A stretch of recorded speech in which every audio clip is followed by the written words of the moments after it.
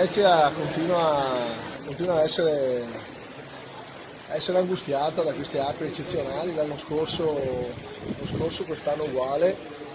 Insomma, chiediamo al governo di partecipare e capire a che livello è l'organizzazione del Mose, perché qui si rischia veramente di non farcela più. Comunque domani chiederemo lo stato di calamità cittadina e chiediamo che ci diano una mano, perché qui i costi saranno tanti.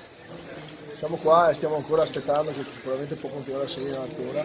Abbiamo raggiunto un altro record purtroppo negativo.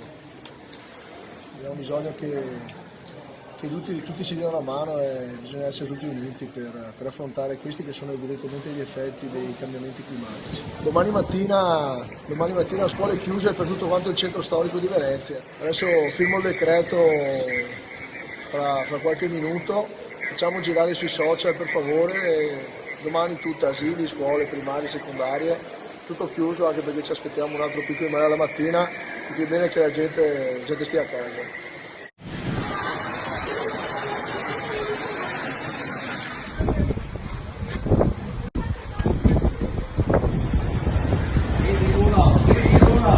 Niente duro! Niente duro!